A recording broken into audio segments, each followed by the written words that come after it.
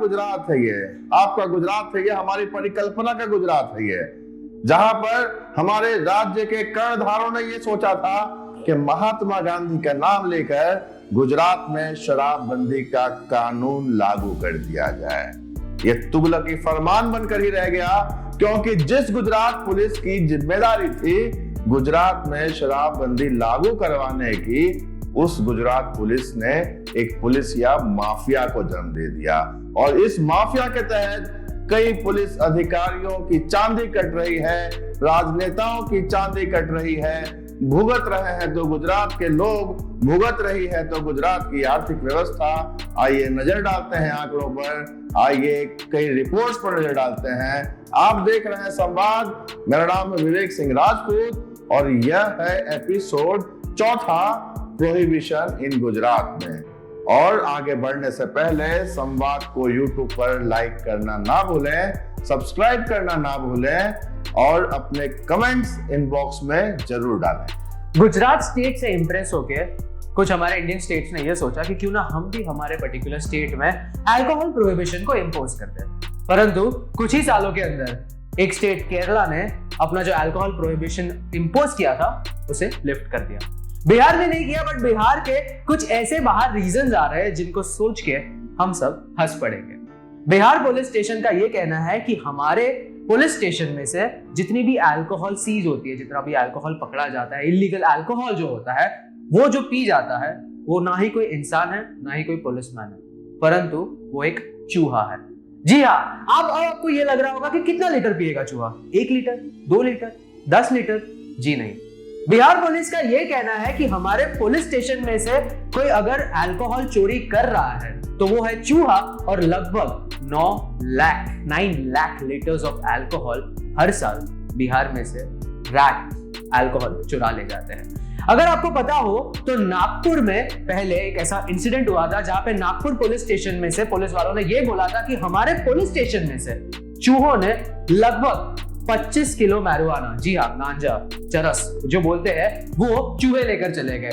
यही बहाना सोचा बिहार के पुलिस वालों ने कि क्यों ना हम भी इसे यूज करके देखें। आइए इंडिया टुडे की एक रिपोर्ट पर नजर डालते हैं। इस रिपोर्ट में यह स्पष्ट बताया गया है कि गुजरात पुलिस के जो अधिकारी हैं, जो जूनियर ऑफिसर्स हैं, यहां मैं सीनियर ऑफिसर्स की बात नहीं कर रहा, क्योंकि आंकड़े जो हैं वो जूनियर ऑफिसर्स टेबल के नीचे यानी कि रिश्वत में कितने रुपए कमाते हैं। जी हाँ, बात आंकड़ों की कर रहा हूं। अगर बात करूं अहमदाबाद की तो यहां पर पुलिसकर्मी जो है 80 लाख रुपए प्रति महीना सिर्फ रिश्वत के रूप में लेते हैं, जो बूटलेगर्स हैं उनसे। उसके अलावा जो गुजरात के अन्य प्रमुख राज्य हैं जैसे कि सूरत, तो सूरत में पुलिस वालों की कमाई 75 लाख रुपए है। वडोदरा आते आते वो हो जाता है 50 लाख रुपए। और अगर बात की जाए राजकोट की, तो राजकोट के पुलिस वाले बेचारे बड़े दुर्भाग्यशाली हैं कि उन्हें सिर्फ 25 लाख रुपए ही मिलते हैं। बात पूरे गुजरात की जाए तो यकीन नहीं होगा 100 करोड़ रुपए गुजरात के पुलिस वाले सिर्फ रिश्वत के रूप में कमाते हैं। दूसरा एक पहलू यह है कि जो बॉर्डर्स एरिया है राजस्थान और दमन के, वहां पर पोस्टिंग के लिए लाखों रुपए की रिश्वत दी जाती है, क्योंकि ये माना जाता है कि जिसकी पोस्टिंग राजस्थान और दमन के बॉर्डर्स पर हो गई, उस पुलिस वाले की तो चांदी ही चांदी है। हर माँ बाप क्या चाहता है कि उनके बच्चे बड़े जब होते हैं तो बहुत ज्यादा पैसा कमाएं, शोहरत कमाएं और इज्जत कमाएं सोसाइटी में। इज्जत और शोहरत का तो नहीं पता, बट पैसे बहुत कमा सकते हैं। जी हाँ, अगर आपको पैसे कमाने हो तो गुजरात में, बिहार में एक धंधा कर लो, वो है इलिसिट अल्कोहल का धंधा। जी हाँ, जितना सुनने में आ रहा है ना, उतने से उससे बहुत ज्यादा लुक्रेटिव है ये बिजनेस। जी हाँ, क्योंकि लगभग ये जो बूटलेगर्स कमाते हैं हर साल, वो एक रफ एस्टिमेट आता है 1500 करोड़। जी हाँ, अब आप मेरे को ये बताइए, कौन सा डॉक्टर, कौन सा इंजीनियर या कौन सा दूसरा कोई पर्टिकुलर प्रोफेशन हमें इतने पैसे दे पाएगा? और क्या हम गिन भी सकते हैं कि क्या 1500 करोड़ में कितने जीरोस आते हैं? ये है हर बूटलेगर का, ये है ये जो इलिसिट अल्कोहल बिजनेस का ईयरली टर्नओवर। गुजरात की तर्ज पर बिहार में भी शराबबंदी के कानून को लागू किया गया। विडंबना देखिए, जिस राज्य के बच्चे आईएएस आईपीएस की तैयारी करते थे, वहां के नौजवान लग गए एक नए रोजगार की तरफ। जी हां, वहां पर अभी कुछ दिनों पहले ही एक एमबीए पास आउट स्टूडेंट ने शराब बेचने का इलीगल धंधा चालू किया। गुजरात से आकर सीखे होंगे, क्योंकि गुजरात में तो शराबबंदी कई सालों से लागू है। वो एमबीए किया वो स्टूडेंट था, एक दिन में 3 लाख रुपए कमाने लग गया पुलिस की मिली भगत के साथ में। एक रिपोर्ट आई और इस रिपोर्ट में भी ये स्पष्ट रूप से दर्शाया गया कि वहां की पुलिस, मैं सिर्फ बिहार की पुलिस की बात नहीं कर रहा हूं, गुजरात पुलिस भी, लेकिन हम बिहार पुलिस की उस रिपोर्ट पर बात कर रहे हैं जहां पर कई अधिकारी लोगों ने जो जब्त की हुई शराब होती है, उस शराब को ही पुलिस स्टेशन से बेचने का काम शुरू कर दिया। यानी कि अब तक जो वाइन शॉप बंद हो गई थी और जो वाइन शॉप से कारोबार चलता था, वह कारोबार अब पुलिस स्टेशन से चलने लगा और कई पुलिस अधिकारी शराब विक्रेता बन गए। गुजरात के एक रीजन में जो कि मेहसाना के पास आता है, वहां पे एक कैनल के पास जो काड़ी पुलिस स्टेशन के थोड़ा पास है, वहां पे कुछ पुलिस कर्मियों को 3-4 खाली अल्कोहल के बॉटल्स मिले। तो उन्होंने सोचा क्यों ना हम एक इन्वेस्टिगेशन करें। जब इन्वेस्टिगेशन किया तब ये पता चला कि काड़ी पुलिस स्टेशन के कुछ कर्मचारियों ने, कुछ पुलिस वर्कर्स ने ऐसा किया कि लॉकडाउन के टाइम पे उन्होंने जो पिछले 3 साल से जो अल्कोहल सीज किया था, जो रद्द किया था, वो उन्हें बेचने लग गए। जी हाँ, वो उन्हें बेचने लग गए लॉकडाउन के टाइम पे, साथ ही साथ अल्कोहल को कंज्यूम भी करने लगे। तो ये जो पुलिस कर्मी है जो हमें ये बताते हैं कि हमें खुद अल्कोहल नहीं पीना चाहिए, हमें अल्कोहल का सेवन नहीं करना चाहिए, गुजरात जैसे ड्राई स्टेट में वो खुद ये धंधा करते हैं, वो खुद एक बूटलेगर बनते हैं, वो खुद पैसा कमाते हैं और वो खुद एक पैरेलल इकोनॉमी का एक बहुत बड़ा बैकबोन बन जाते हैं। 60 साल, जी हाँ, पूरे पिछले 60 सालों से कागजों के ऊपर गुजरात में शराबबंदी लागू है।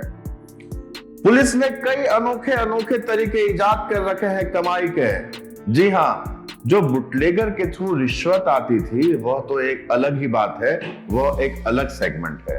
उसके अलावा पुलिस स्टेशन से शराब की बिक्री जारी है। जी हाँ, आपको अगर शराब चाहिए तो हो सकता है कि आपके घर के बाजू वाले पुलिस स्टेशन से शराब बिकती हो। मैं नहीं कहता, गुजरात में रहते हैं, पुलिस का खौफ है, लेकिन अगर रिपोर्ट्स पर, आंकड़ों पर नजर डालें तो ये बात सामने आती है कि पिछले कई दिनों में गुजरात पुलिस के कई पुलिस स्टेशन से शराब की बिक्री होती थी। जी हाँ, और दूसरा एक और पहलू, कभी इस बात की जांच नहीं होती है कि जो शराब जब्त होती है, जो बोतलें आप देखते होंगे जिन्हें नष्ट किया जाता है बुलडोजर चलाकर, उनमें आखिर शराब है या शराब को बेच दिया गया है।